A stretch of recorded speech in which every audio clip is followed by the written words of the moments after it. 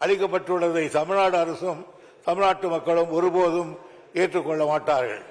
இப்பகுதியில் வாழும் மக்களின் வாழ்வாதாரம் நிரந்தரமாக பாதிக்கப்படும் என்ற அச்ச உணர்வை ஒன்றிய அரசின் இந்த நடவடிக்கை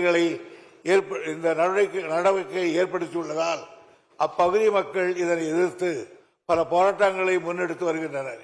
இவை அனைத்தையும் கருத்தில் கொண்டு இப்பகுதியில் வாழும் மக்களையும் பாதுகாக்கும் பொருட்டு இந்துஸ்தான் ஜிங்க் நிறுவனத்திற்கு டங்ஸ்டன் கனிம சுரங்க ஒப்பந்தம் வழங்கிய ஒன்றிய அரசின் நடவடிக்கையை கைவிடுமாறு மாண்புமிகு தமிழ்நாடு முதலமைச்சர் அவர்கள் மாண்புமிகு இந்திய பிரதமர் அவர்களை ஏற்கனவே வலியுறுத்தியுள்ளார்கள்.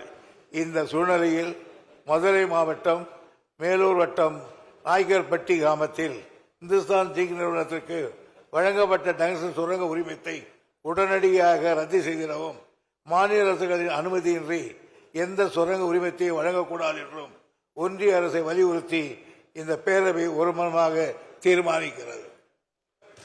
மாண்புமிகு அவை முன்னாள் அவர்கள் கொண்டு வந்திருக்கின்ற இந்த தீர்மானத்தின் மீது பேச வருகின்ற மாமன்ற உறுப்பினர்கள் தயவு செய்து சுருக்கமாக 2 மணித்துளிகளில் உங்களுடைய கருத்துக்களை பதிவு செய்ய வேண்டும் என்று அன்போடு கேட்டுக்கொள்கின்றேன். மாண்புமிகு உறுப்பினர் தி வேல்முருகன் அவர்கள்.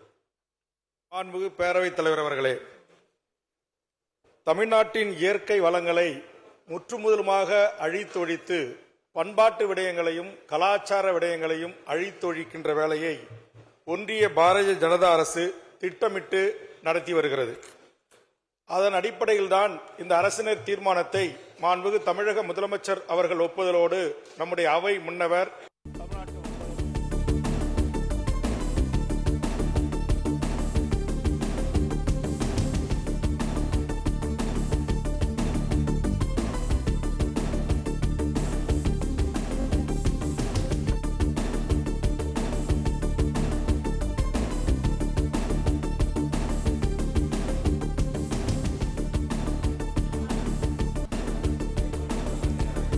நீர்வளத்துறை அமைச்சர் துரைமுருகன் டங்ஸ்டன் சுரங்கத்திற்கு எதிராக தனி தீர்மானத்தை முன்மொழிந்திருக்கிறார்.